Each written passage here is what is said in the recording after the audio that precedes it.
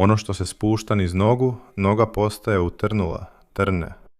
U ovom videu ću ti pokazati kako kod kuće ublažiti išijas kod kuće koristeći jednostavne vježbe.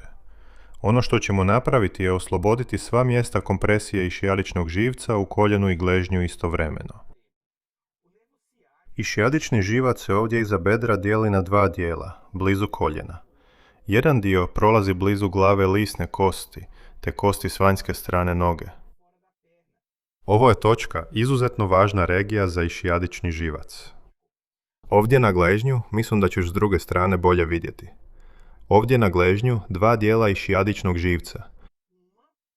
Jedan prolazi iza gležnja, blizu pete, a drugi prolazi sprijeda. Evo, sprijeda i straga oko gležnja.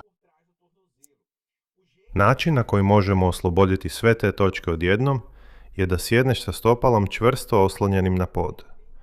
Ako sjedneš više na rub stolca, još je bolje. Usredotočit ćeš se na pokret, obraćajući pažnju na mali prst. Pogledaj ovo.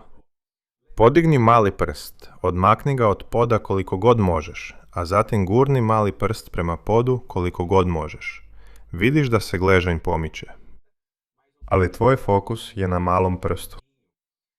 Radit ćeš ovaj pokret polako, koliko god možeš, najveći pokret koji možeš. 30 sekundi do 1 minutu. To će mobilizirati, podmazati i osloboditi sve te točke kroz koje prolazi išijadični živac.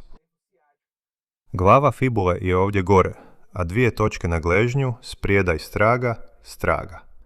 Radite to 30 sekundi do 1 minute sa svakom nogom. Tako je ispalo još bolje. Evo.